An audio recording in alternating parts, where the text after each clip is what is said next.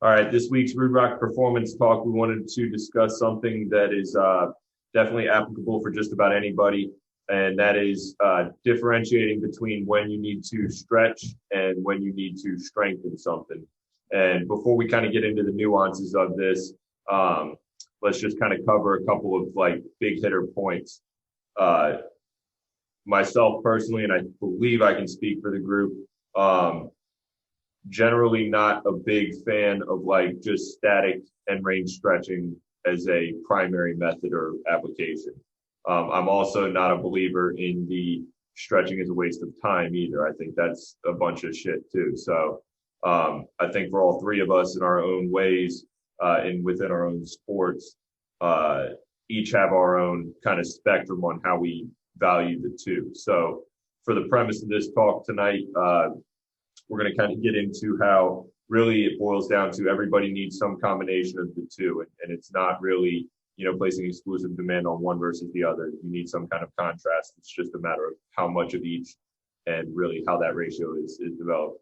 And then two, at least from my experience or observation, localized isolated strengthening is like 9 out of 10 times beneficial for most athletes. I guess the caveat there being those localized places being identified weaknesses or deficits. So, and then lastly, how there's there are multiple systems that are again at play here that we need to consider, and it isn't just the musculature. The proprioceptive bodies, the neuromuscular or the nervous system, and then neuromuscular system, and then as well the fascia are all equal variables, or in some capacity, very equal variables at play here as well between stretch and strengthen. So, Jeremy, with that all being said, I know that ended up being a little long-winded, but I guess kind of where's your stance on the matter?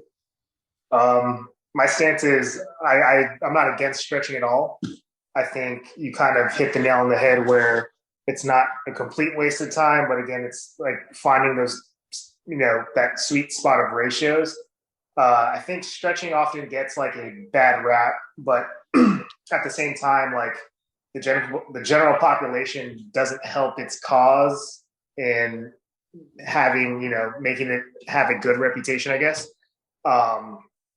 But clinically speaking, I like static stretching just because, say, if it's like a post-op situation, to me, static stretching just kind of gradually over time kind of reminds the body to like say, hey, at some point you need to remember this kind of range of motion so you're soft, like the other tissues can handle that motion once it's strong again. If that makes sense. So that's exactly where I start everything, and that's active versus passive range of motion. So with passive range of motion, that's what I think most people would just conventionally think of as range of motion, but more specifically, we're looking at extendability of the tissue. So the muscular tendon joint or junction rather, and the soft structure surrounding the capsule, right? Then as well as the muscle belly, its ability to distend or extend in some range of motion with assistance.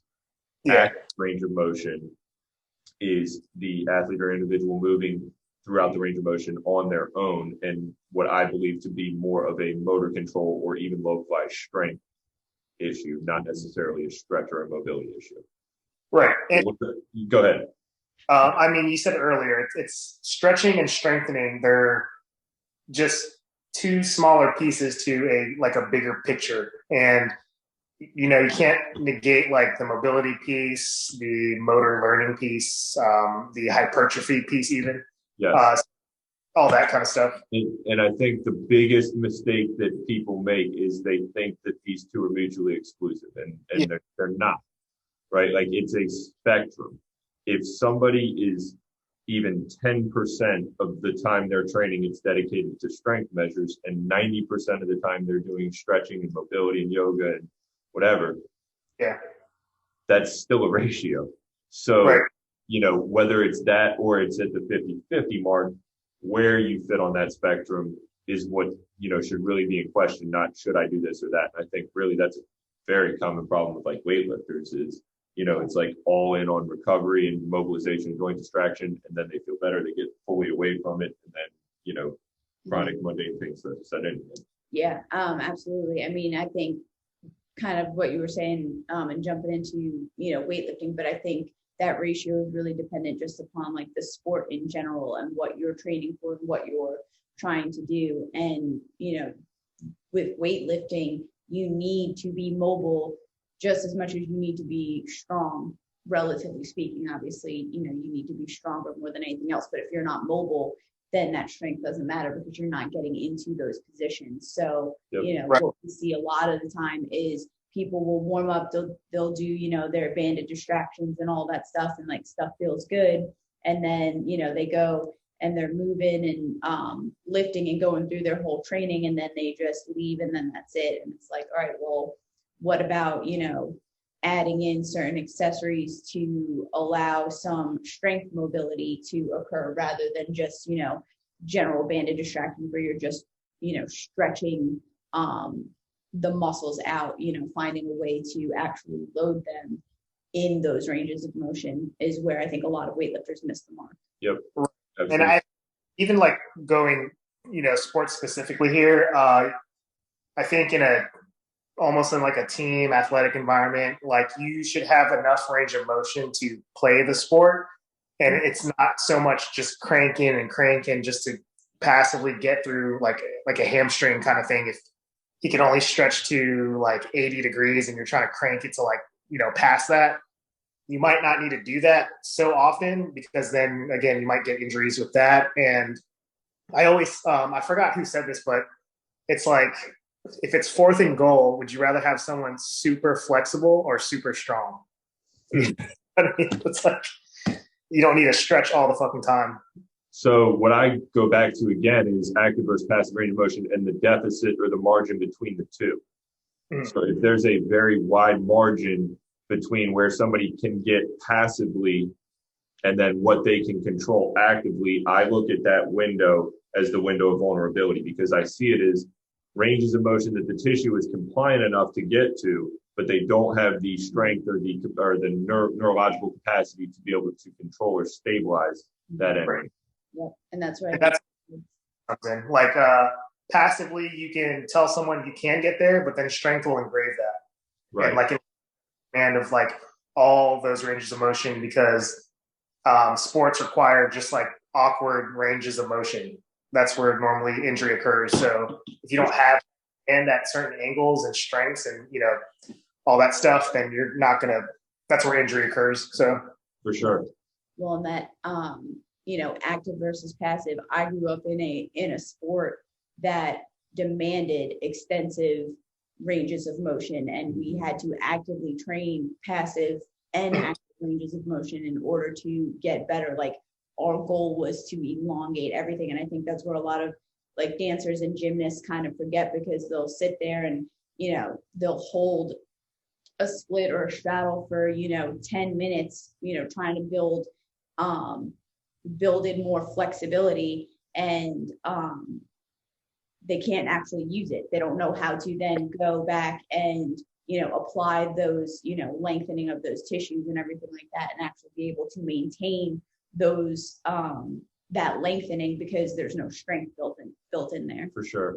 So then that speaks to the 3, extraneous quote unquote variables that are also major influencers here. And those are the proprioceptors, the nervous system, and what she's kind of alluding to here, specifically the fascia, right? And the remodeling. So there's been some research that's been published recently that, and I always hate being that guy, but to feed my point here. Yeah, now I'm going to get fucking counter-checked with like a cross study. But no, that, generally speaking, the adaptation time for the nervous system is about 6 to 8 weeks or 5 to 8 weeks. And then for the muscular system, it's, about 3 to 5 months. And then you look at the fascial system and it's more like 1 to 3 years. So what you do not only in single bout efforts or in, the last 10 minutes of your workout for a couple training cycles, but more seriously and considerably what you do over the course of months and months and months stacked together. And that's not only training stress, but also work and life stress and general health and wellness factors, all these different things. But the manifestation over time is a really major factor here too. And that's a testament to how extremely like the tensile strength is with fascia versus muscle. It's it's like industrial kind of wiring. Like that's what you're trying to strengthen. And with that too, it's I'm a huge Louis Simmons buff, and I remember a long time ago he was like, if you're gonna stretch, use it as a separate workout. Sure. Devote time to actually influence like fascia in that regard, so you're not wasting time in your actual strength workout. Dude, that's one of the first things that you actually kind of indirectly taught me, like way back at One Life, when I asked about, hey, how come you don't really do 10 minutes of X, Y, or Z at the end of the session? Because that was just such the personal trainer thing to do, right? You work 40 minutes and then you go stretch for 10 minutes. Right. And that was really kind of profound for me at the time. But yeah, it still applies to this day. And, I think kind of to jump back to Nicole's story there a second ago, I think that's another one that really plagues people is they don't consider what their formative years included or consisted of and how it's still influencing them today, right? Yeah. Especially in extreme sports like dance, where it's so myopic and demanding, and it is we have to do this, right? Martial arts. At a young age when you're already physically and biologically impressionable. So, you're going to have to work for quite some time to undo a lot of that. And on the psychological side, that's where those types of athletes are going to default to what they've done and been conditioned to do for so many years, when in reality, it's not what you want or need to be doing. You need to contrast it to give yourself some functional balance. Yeah. Yeah. And I think stretching done like at its own workout, say at night, that could be restorative. And then it could even create, like, lack of better kind of terms, like these Pavlovian responses where if you're doing this at night, you're getting that restorative piece, and then you're getting that like response where your body knows it's about to go to sleep. So now you're kind of bringing down your CNS a little bit too, and killing kind of like, two birds with one stone here. Absolutely. Yeah, 100%. I was just kind of thinking about, somebody lost it. Making it, a separate workout and everything. There's a balance, and kind of going back to how, you're ingrained in one way as you're growing up in like certain sports that you're doing, especially things like dance and gymnastics. And, for me, I'm not somebody who needs to stretch ever really now because of what I'm doing in weightlifting and everything. And my body is just so mobile from years and years and years of training that mobility. But one thing that I noticed after I stopped teaching was having those practices where I was stretching with my kids. I felt better in my training because I was still giving my body just a little bit of what it needed to in order to mobilize. So there's definitely a balance within it, even as you get older and you're trying to transition from one thing to another, because your body's just so used to working in one facet. So, right. So for me, having that like separate day on like Sundays are my like, mobility days and moving, just, yoga, dance, all that stuff, like, has made a huge difference in helping my strength training for the week. And it kind of sets me up like ready to go for that week. For sure. Yeah. And she's actually really, really good about that. And it's another one of those things, just something everybody's going to benefit from at least a little bit, and know where enough time is carved out for it.